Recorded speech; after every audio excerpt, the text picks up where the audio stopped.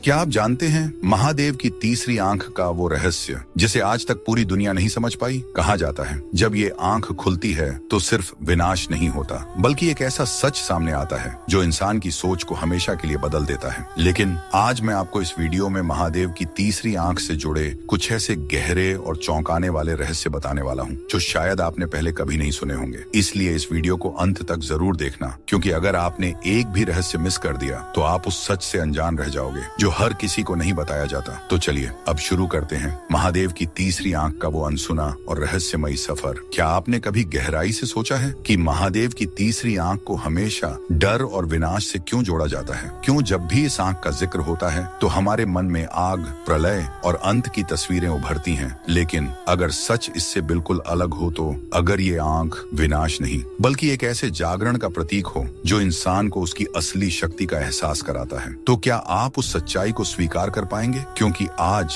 आप जिस रहस्य को सुनने जा रहे हैं वो सिर्फ एक कहानी नहीं है, ये एक अनुभव है। एक ऐसा अनुभव जो अगर आपने समझ लिया तो आपकी सोच, आपकी नजर और शायद आपकी पूरी जिंदगी बदल सकती है। कहा जाता है जब महादेव गहरे ध्यान में लीन होते हैं तो उनकी दो आंखें इस भौतिक संसार को देखती हैं। ये आंखें देखती हैं हमारा व्यवहार, हमारे कर्म, हमारी दुनिया, लेकिन उनकी तीसरी आंख वो इस संसार से परे देखती है। वो देखती है सत्य को, ऊर्जा को और उस वास्तविकता को जिसे आम इंसान कभी समझ ही नहीं पाता। ये आंख समय से परे है, ये आंख सीमाओं से परे है और यही कारण है कि इसे दिव्य ज्ञान की आंख कहा गया है। लेकिन अब असली सवाल यहीं से शुरू होता है, अगर ये आंख इतनी शक्तिशाली है तो ये हर समय बंद क्यों रहती है? क्या महादेव अपनी शक्ति को छुपा रहे हैं या फिर वो इस संसार को किसी ऐसे खतरे से बचा रहे हैं जिसे हम समझ भी नहीं सकते? सच क्या है? सच ये है कि ये आंख शक्ति का स्रोत है, लेकिन ये शक्ति हर किसी के लिए नहीं है, क्योंकि ये आंख तब तक नहीं खुलती जब तक ब्रह्मांड में संतुलन बना रहता है, जब तक अज्ञान सीमित है,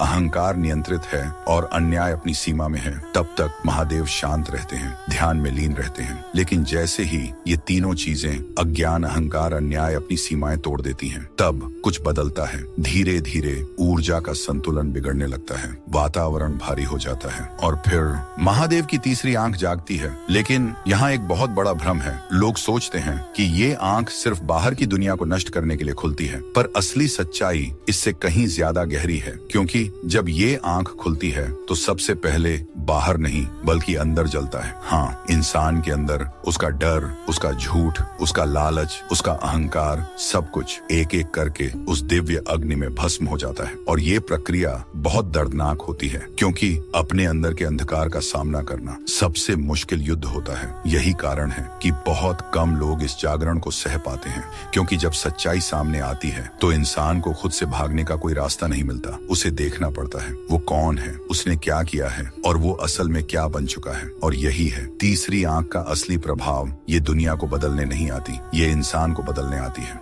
क्योंकि जब तक इंसान खुद नहीं बदलेगा तब तक दुनिया कभी नहीं बदल सकती। महादेव का संदेश हमेशा साफ रहा है, पहले खुद को जानो, अपने अंदर के अंधकार को पहचानो और उसे समाप्त करो, क्योंकि असली युद्ध कभी बाहर नहीं होता। असली युद्ध हमेशा अंदर चलता है। एक तरफ आपका डर होता है, दूसरी तरफ आपकी हिम्मत, एक तरफ आपका अहंकार होता है, दूसरी तरफ आपकी सच्चाई। और इस युद्ध में जो जीत जाता है वो इंसान नहीं रहता, वो चेतना बन जाता है, वो सीमाओं से परे हो जाता है, वो डर से मुक्त हो जाता है। और वही है तीसरी आंख का असली जागरण। लेकिन यहाँ एक और गहरा रहस्य छुपा हुआ है, क्योंकि हर जागरण शांत नहीं होता, हर परिवर्तन सुखद नहीं होता। कभी कभी जब ये आंख क्रोध में खुलती है तो इसका प्रभाव सिर्फ अंदर तक सीमित नहीं रहता, तब ये बाहर की दुनिया को भी हिला देती है। तब ऊर्जा इतनी प्रबल हो जाती है कि संतुलन बनाए रखना मुश्किल हो जाता है। और यही वो क्षण होता है जब इतिहास बदलता है, जब युग बदलते हैं। लेकिन सबसे बड़ा सवाल अभी भी बाकी है,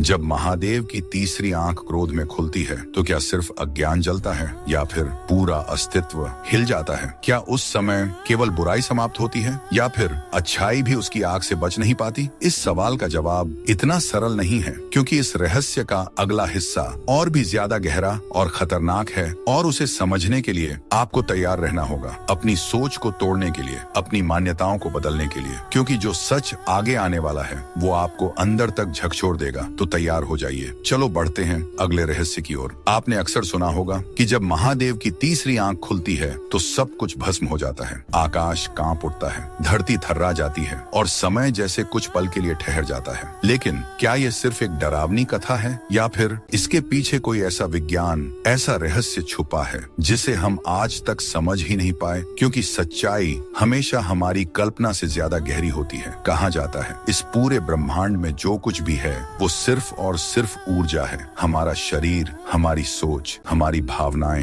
यहाँ तक कि हमारा गुस्सा भी सब कुछ ऊर्जा का ही एक रूप है। लेकिन हर ऊर्जा एक जैसी नहीं होती। कुछ ऊर्जा निर्माण करती है, कुछ ऊर्जा संरक्षण करती है और कुछ विनाश करती है। और महादेव इस पूरी ऊर्जा के स्वामी हैं। वो सिर्फ एक देवता नहीं बल्कि उस शक्ति का प्रतीक है जो सृजन भी कर सकती है और प्रलय भी ला सकती है। जब वो ध्यान में होते हैं तो उनकी ऊर्जा शांत रहती है, वो संतुलन में होती है, स्थिर, नियंत्रित, गहरी। लेकिन जब वही ऊर्जा असंतुलित होती है, जब ब्रह्मांड में अराजकता फैलती है, जब अधर्म अपनी सीमाएं तोड़ देता है, तब कुछ बदलता है। धीरे धीरे वो शांत ऊर्जा एक तूफान में बदलने लगती है और फिर वो ऊर्जा महादेव की तीसरी आंख से प्रकट होती है। लेकिन ध्यान से समझना, ये सिर्फ आग नहीं होती, ये एक ऐसी शक्ति होती है जो पूरे अस्तित्व को हिला सकती है। ये वो ऊर्जा है जो समय को भी चुनौती दे सकती है। अब जरा सोचिए, अगर पूरी सृष्टि की ऊर्जा एक ही बिंदु पर केंद्रित हो जाए और फिर एक ही पल में विस्फोट हो जाए तो क्या होगा? यही होता है जब महादेव की तीसरी आंख क्रोध में खुलती है। लेकिन यहाँ सबसे बड़ा सवाल खड़ा होता है, आखिर महादेव को क्रोध आता ही क्यों है? क्योंकि हमने हमेशा उन्हें शांत, ध्यान मग्न, वैरागी रूप में देखा है। वो तो संसार से परे हैं, भावनाओं से परे हैं, फिर भी उनका क्रोध इतना प्रचंड क्यों है? सच ये है, ये क्रोध साधारण नहीं है। ये किसी इंसान के गुस्से जैसा नहीं है जो अहंकार से पैदा होता है या चोट लगने से उत्पन्न होता है। नहीं, ये संतुलन का क्रोध है। जब ब्रह्मांड का संतुलन बिगड़ता है, जब बुराई हद से आगे बढ़ जाती है, तब ये क्रोध जन्म लेता है। ये क्रोध किसी को सजा देने के लिए नहीं बल्कि व्यवस्था को वापस लाने के लिए होता है। और यही कारण है कि जब भी ये क्रोध प्रकट होता है तो उसके साथ एक गहरा परिवर्तन आता है। आपने कामदेव की कहानी सुनी होगी। जब उन्होंने महादेव की तपस्या भंग करने की कोशिश की तो एक क्षण में महादेव की तीसरी आंख खुली और कामदेव भस्म हो गए। लेकिन अगर आप इसे सिर्फ एक घटना मानते हैं तो आप इस रहस्य का सबसे महत्वपूर्ण हिस्सा खो रहे हैं। क्योंकि ये घटना सिर्फ एक दंड नहीं थी, ये एक संदेश था, एक ऐसा संदेश जो हर इंसान के जीवन से जुड़ा है। कामदेव क्या दर्शाते हैं? इच्छाएं, वासनाएं, आकर्षण, और ये सब हमारे जीवन का हिस्सा है। लेकिन जब ये हमारे ऊपर हावी हो जाते हैं, जब ये हमें नियंत्रित करने लगते हैं, तब हम अपनी शक्ति खो देते हैं, हम कमजोर हो जाते हैं, हम अपनी दिशा खो देते हैं। और यही वो क्षण होता है जब हमें अपने अंदर की तीसरी आंख की जरूरत होती है। एक ऐसी चेतना जो इन इच्छाओं को पहचान सके और उन्हें नियंत्रित कर सके। महादेव का यही संदेश है, अगर तुम अपनी इच्छाओं को नहीं संभालोगे तो एक दिन वही इच्छाएं तुम्हें नियंत्रित करेंगी। और जब ऐसा होता है तो इंसान अपने ही बनाए जाल में फंस जाता है। लेकिन अगर कोई इंसान इन इच्छाओं पर विजय पाले तो क्या होता है? वो स्वतंत्र हो जाता है, वो अपने जीवन का मालिक बन जाता है, वो डर से मुक्त हो जाता है। और यही है तीसरी आंख के क्रोध का असली अर्थ। ये नष्ट करता है, लेकिन केवल उसी को जो संतुलन बिगाड़ता है, और बचाता है उसी को जो सत्य के मार्ग पर चलता है। यही है इस रहस्य की सबसे गहरी सच्चाई कि महादेव का क्रोध विनाश नहीं बल्कि संतुलन की पुनर्स्थापना है। लेकिन अब एक और सवाल सामने आता है, क्या ये शक्ति सिर्फ महादेव तक ही सीमित है या फिर इसका एक अंश हम सबके अंदर भी मौजूद है? क्योंकि अगर हम ध्यान से देखें तो जब भी हम अन्याय के खिलाफ खड़े होते हैं, जब भी हम अपने डर को तोड़ते हैं, जब भी हम अपने अंदर की कमजोरी को हराते हैं, तब कहीं ना कहीं हमारी अंदर की तीसरी आंख जागती है। लेकिन यहाँ सबसे खतरनाक मोड़ आता है, अगर ये शक्ति जाग जाए तो क्या हम उसे संभाल पाएंगे? क्योंकि शक्ति जितनी बड़ी होती है उसे नियंत्रित करना उतना ही कठिन होता है। अगर ये संतुलित रही तो ये आपको महान बना सकती है, लेकिन अगर ये असंतुलित हो गई तो ये आपको खुद से ही दूर कर सकती है। और यही कारण है कि हर किसी को ये शक्ति नहीं मिलती, क्योंकि इसे संभालने के लिए धैर्य चाहिए, संयम चाहिए और सबसे जरूरी आत्मज्ञान चाहिए। लेकिन अब जो रहस्य सामने आने वाला है वो इससे भी ज्यादा गहरा है, क्योंकि ये बताएगा कि इस शक्ति को कैसे जगाया जा सकता है। और अगर ये पूरी तरह जाग गई तो इंसान क्या बन सकता है? क्या वो एक साधारण इंसान रहेगा या फिर कुछ और बन जाएगा? इस सवाल का जवाब आपकी सोच को पूरी तरह बदल सकता है। तो तैयार हो जाइए, चलो बढ़ते हैं अगले रहस्य की ओर। क्या आपने कभी ऐसा महसूस किया है कि बिना किसी सबूत के, बिना किसी तर्क के आपको अचानक सच का एहसास हो जाता है, जैसे कोई आपके सामने खड़ा हो और वो कुछ बोल रहा हो, लेकिन अंदर से एक आवाज आए, ये झूठ बोल रहा है। या फिर आप किसी बड़े फैसले के सामने खड़े हो, हर कोई आपको कुछ और कह रहा हो, लेकिन आपके अंदर से एक धीमी सी आवाज उठे, यही रास्ता सही है। और सबसे अजीब बात, जब आप उस आवाज को मान लेते हैं तो बाद में वही सही साबित होती है। अब सोचिए, वो आवाज आती कहाँ से है? क्या ये सिर्फ आपका दिमाग है? क्या ये कोई संयोग है? या फिर कोई ऐसी शक्ति है जो हमेशा आपके अंदर मौजूद रहती है, लेकिन आप उसे पहचान नहीं पाते? यही है महादेव की तीसरी आंख का तीसरा और शायद सबसे गहरा रहस्य, कि उसका एक अंश हम सब के अंदर भी मौजूद है। इसे अलग अलग नामों से जाना जाता है, अंतर्ज्ञान, इनर अवेयरनेस, सिक्स्थ सेंस। लेकिन नाम चाहे जो भी हो, इसकी शक्ति एक ही है, सत्य को पहचानना, बिना देखे, बिना सुने, बिना किसी प्रमाण के। लेकिन अगर ये शक्ति इतनी अद्भुत है तो फिर ये हर किसी में जागृत क्यों नहीं होती? क्यों ज्यादातर लोग अपनी ही जिंदगी में उलझे रहते हैं, गलत फैसले लेते हैं और बार बार धोखा खाते हैं? इसका जवाब बहुत सरल भी है और बहुत कठिन भी, क्योंकि हमारी जिंदगी शोर से भरी हुई है। डर का शोर, लोगों की राय का शोर, समाज के नियमों का शोर, हर तरफ आवाजें ही आवाजें हैं। ये करो, वो मत करो, लोग क्या कहेंगे, तुम ये नहीं कर सकते। और इस शोर में एक आवाज दब जाती है, हमारी अपनी आवाज, वो आवाज जो हमें सही रास्ता दिखा सकती थी, जो हमें गलतियों से बचा सकती थी, लेकिन हम उसे सुन ही नहीं पाते। महादेव की तीसरी आंख पूरी तरह जागृत है, इसलिए उन्हें किसी बाहरी सलाह की जरूरत नहीं होती। वो न समाज से प्रभावित होते हैं, न डर से, न ही किसी भ्रम से, क्योंकि उनका ध्यान अंदर की ओर है। लेकिन हमारा ध्यान हमेशा बाहर की ओर है। हम दूसरों की जिंदगी देख रहे हैं, दूसरों की राय सुन रहे हैं, दूसरों के हिसाब से जी रहे हैं, और इसी चक्कर में हम अपनी असली शक्ति को भूल चुके हैं। और यही सबसे बड़ा दुख है, क्योंकि जिस इंसान के अंदर इतनी बड़ी शक्ति छुपी हो और वो खुद उससे अनजान हो, उससे बड़ा दुर्भाग्य और क्या हो सकता है। लेकिन यहाँ एक आशा भी है, क्योंकि ये शक्ति कभी खत्म नहीं होती, ये बस सोई हुई होती है। और जिस दिन इंसान ने इसे पहचान लिया, उस दिन सब कुछ बदल जाता है। उसे किसी से डर नहीं लगता, उसे किसी की मंजूरी की जरूरत नहीं होती, और वो अपनी जिंदगी का रास्ता खुद बनाता है। वो भीड़ का हिस्सा नहीं रहता, वो अपनी पहचान खुद बनाता है। लेकिन यहाँ एक बहुत बड़ी सच्चाई छुपी है, ये जागरण आसान नहीं है, क्योंकि इसके लिए सबसे पहले खुद से लड़ना पड़ता है, अपने डर से, अपने आलस से,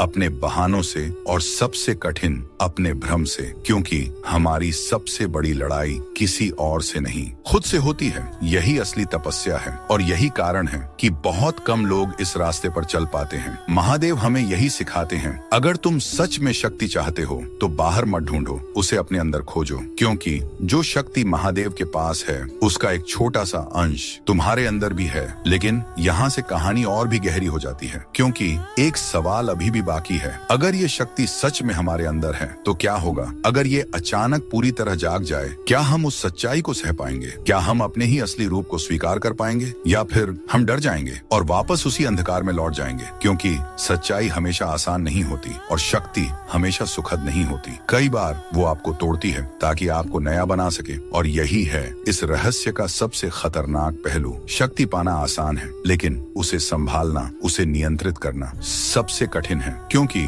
अगर ये शक्ति संतुलित रही तो ये आपको ऊंचाइयों तक ले जाएगी, लेकिन अगर ये असंतुलित हो गई तो ये आपको खुद से ही दूर कर देगी। और यही कारण है कि हर किसी को ये जागरण नहीं मिलता, क्योंकि इसके लिए धैर्य चाहिए, अनुशासन चाहिए, और सबसे जरूरी सच्चाई का सामना करने की हिम्मत चाहिए। लेकिन अब जो रहस्य आने वाला है वो सबसे ज्यादा चौंकाने वाला है, क्योंकि वो बताएगा कि इस शक्ति को जागृत करने का असली तरीका क्या है, और क्यों कुछ लोग इस रास्ते पर चलकर पूरी तरह बदल जाते हैं। क्या वो साधारण इंसान रहते हैं या फिर कुछ और बन जाते हैं? ये जानना आपके लिए बेहद जरूरी है। चलो बढ़ते हैं अगले रहस्य की ओर। क्या आपने कभी गहराई से सोचा है कि महादेव को कालों के काल क्यों कहा जाता है? क्या ये सिर्फ एक उपाधि है, या इसके पीछे कोई ऐसा रहस्य छुपा है जो हमारी समझ से बहुत आगे है? क्योंकि अगर आप इस सवाल को सच में समझ लेते हैं तो आप सिर्फ महादेव को नहीं, समय को भी एक नए नजरिए से देखने लगेंगे। हम जिस दुनिया में जी रहे हैं वहाँ सब कुछ समय से बंधा हुआ है।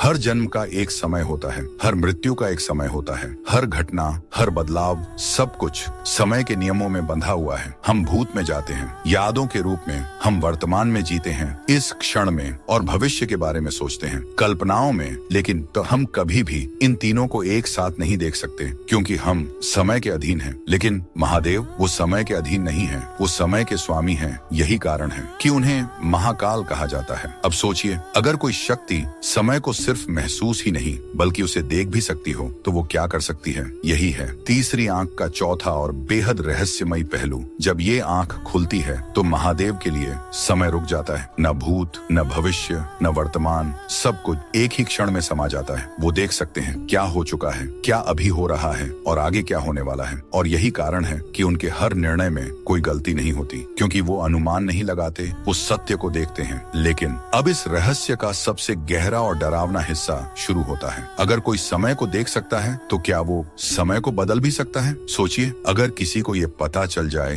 कि भविष्य में क्या होने वाला है तो क्या वो उसे बदलने की कोशिश नहीं करेगा? और अगर उसके पास वो शक्ति भी हो तो क्या वो पूरे इतिहास को बदल नहीं सकता? यही सवाल इस रहस्य को और भी खतरनाक बना देता है, क्योंकि अगर महादेव चाहें तो वो भविष्य को बदल सकते हैं, लेकिन वो ऐसा करते क्यों नहीं? सच ये है क्योंकि वो सिर्फ शक्ति के स्वामी नहीं है, वो संतुलन के रक्षक भी हैं। प्रकृति का एक नियम है, हर चीज अपने समय पर ही घटित होती है। एक बीज एक दिन में पेड़ नहीं बनता, एक इंसान एक पल में सफल नहीं होता। हर चीज का एक क्रम है, एक प्रक्रिया है, और अगर इस प्रक्रिया को तोड़ दिया जाए तो संतुलन बिगड़ जाता है। महादेव इस संतुलन को समझते हैं और इसलिए वो बिना कारण कभी हस्तक्षेप नहीं करते, क्योंकि अगर समय के प्रवाह को जबरदस्ती मोड़ा जाए तो क्या होगा? अराजकता, सब कुछ उलझ जाएगा, घटनाएं टकराने लगेंगी, कारण और परिणाम का रिश्ता टूट जाएगा और तब पूरी सृष्टि असंतुलन में डूब सकती है। यही कारण है कि महादेव की तीसरी आंख हमेशा बंद रहती है, क्योंकि ये सिर्फ शक्ति नहीं है,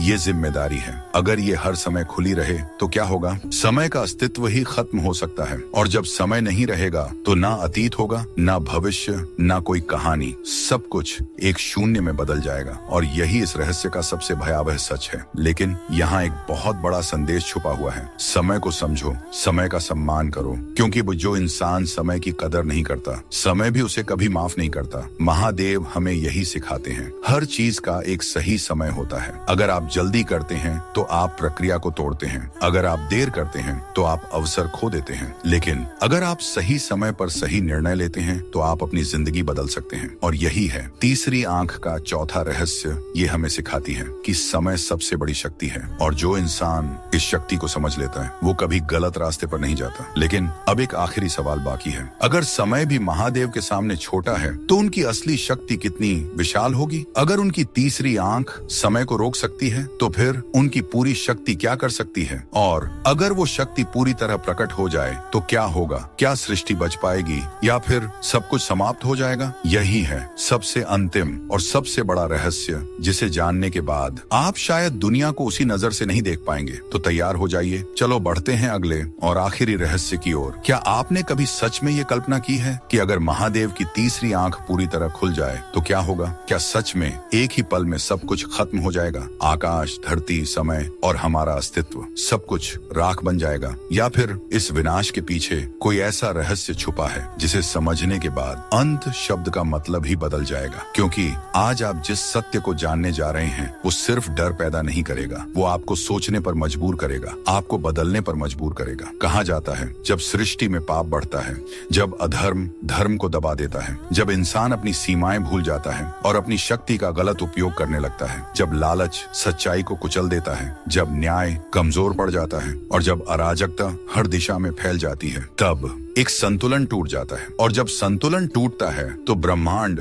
खुद उसे ठीक करने की कोशिश करता है। यही वो क्षण होता है जब महादेव की ऊर्जा बदलने लगती है। वो शांत नहीं रहते, वो ध्यान में लीन नहीं रहते, बल्कि वो जागते हैं। और जब महादेव जागते हैं तो सिर्फ एक देवता नहीं जागता, बल्कि एक शक्ति जागती है, एक ऐसी शक्ति जो सृष्टि को मिटा भी सकती है और उसे फिर से बना भी सकती है। और फिर उनकी तीसरी आंख खुलती है। लेकिन यहाँ सबसे बड़ा भ्रम टूटता है, क्योंकि लोग सोचते हैं ये अंत है, लेकिन असली सच्चाई ये अंत नहीं है, ये एक रीसेट है। हाँ, एक ऐसा रीसेट जहाँ पुरानी गलतियाँ मिट जाती हैं, झूठ खत्म हो जाता है, अहंकार जल जाता है, और जो बचता है वो होता है शुद्ध सत्य। यही कारण है कि महादेव को संहार करता कहा गया है। लेकिन अगर आप गहराई से समझेंगे तो वो सिर्फ संहार नहीं करते, वो सृजन का रास्ता भी बनाते हैं। जैसे एक किसान जब खेत जोतता है तो क्या करता है? पुरानी फसल को खत्म करता है ताकि नई फसल फसल उग सके। अगर वो पुरानी फसल को हटाए ही ना तो क्या नई फसल उग पाएगी? नहीं। ठीक उसी तरह महादेव का विनाश एक नई शुरुआत के लिए जरूरी होता है। लेकिन अब इस रहस्य का सबसे गहरा हिस्सा आता है। क्या ये प्रलय सिर्फ दुनिया के लिए है या फिर